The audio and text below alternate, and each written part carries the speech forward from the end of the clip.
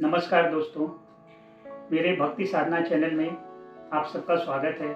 आज हम एक विशेष भगवान, जिसको हम भोलेनाथ बोलते हैं, इनके विषय में हम थोड़ा सा चर्चा करेंगे। हम अपने संबंधियों, दोस्तों, मित्रों ये बताना चाह रहे हैं कि भगवान भोलेनाथ, जैसा नाम ही इनका भोलेनाथ, इनका स्वभाव ही भोलेनाथ है।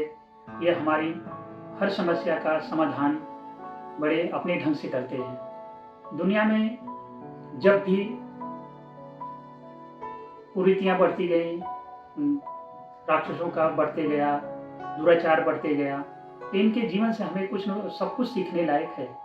इनका परिवार में भगवान शंकर भगवान, माता पार्वती, गणेश जी, कार्तिकेय जी, इनका सबका वाहन सब अलग अलग है, सब एक दूसरे के विपरीत है। हमारे जीवन में लोगों को सब प्रॉब्लम, समस्याएं खड़ी होती हैं। हम बेचैन हो जाते हैं, कैसे मैनेज करेंगे, क्या करेंगे। इससे तो हमारे समाज में ये सीखने की चीज़ है कि हमारे प्रभु भगवान शंकर भोलेनाथ कैसे समस्याओं को सॉल्व करते हैं और बिंदास बैठे रहते हैं।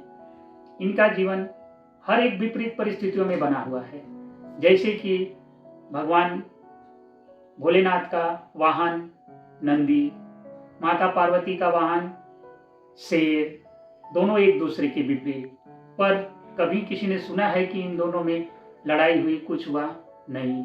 भगवान गणेश जी का वाहन मूषक, कार्तिकेय का वाहन मोर, भगवान भोलेनाथ के गले में सांप, जटाओं में पानी, गंगा निकलती हैं, गले में विष, हीट, सब विपरीत परिस्थितियां हैं।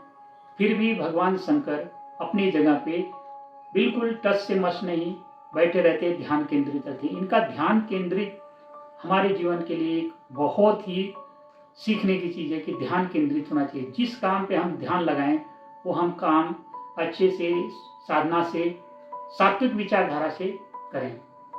जैसे कि परिस्थितियां बदलती हैं, समय बदलता है, लोग एक दूसरे को दोषी देने लगते हैं। नहीं, सब चीज अपने हिसाब से भगवान को जो सही लगता है वो हमारे लिए भगवान उपलब्ध कराते हैं। हम चाह के भी जो कुछ मांगेंगे हमें वो भगवान नहीं देते। भगवान हमें वो देते हैं जो हमारे लिए सही हो, हमारे समाज के लिए सही हो, हमारे पुरुषार्थ के हिसाब से हमें देते हैं। हमें जितनी कैपेबिलिटी रहती है उतना ही हमें भगवान देते हैं। इसलिए भगवान के फैसले पे कभी भी किसी को कोई उंगली नहीं उठानी चाहिए। जैसा कि भगवान भोलेनाथ, जब समुद्र मंथन हुआ उस समय 9 रत्न निकले। 9 रत्नों में जो पहला रत्न निकला वो विष निकला। विष क्यों? क्योंकि कोई भी चीज का मंथन किया जाता है तो पहले जो निगेटिव एनर्जी रहती है वो पहले निकलती है। अभी उससे कंट्रोल करने के लिए सब देवताओं ने सोचा कि अभी इसको कैसे हम कंट्रोल करें।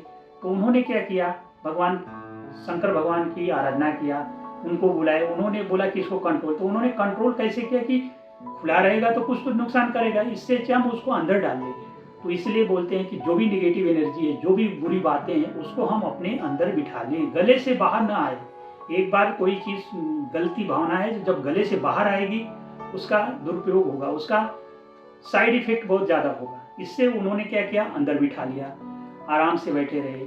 हर चीज को शांत करने के लिए जल की जरूरत होती है, इसके लिए उनके जटा से गंगा जी निकलती हैं। उनका नीचे ही अग्नि है, ऊपर से पानी है, दोनों विपरीत है। इनकी जो भी समस्याएं हैं हमें इनसे सीखना चाहिए कि हम अपने समाज में, अपने लोगों में, अपने में कैसे उसको सॉल्व करें। हम चाह के भी दुनिया को बदल नहीं सकते, तो इसका मतलब नहीं कि हम कुछ ना करें। अरे दुनिया नहीं बदल सकती तो हम तो बदल सकते हैं। सुधार तो अपने यहाँ से शुरू होना चाहिए, ना कि दुनिया बदलेगी तब हम ये करेंगे। परिस्थितियां कभी भी अपने अनुकूल नहीं रहती, परिस्थितियों को अपने अनुकूल बनाना पड़ता है।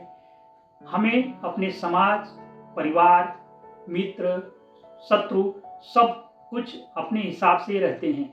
हमें अपने चॉइस के हिसाब से सब कुछ बनाना पड़ता है। ये दुनिया है, ये चलती है, सनातन से चली आ रही है, पुरातन से चली आ रही है और आज भी चल रही है।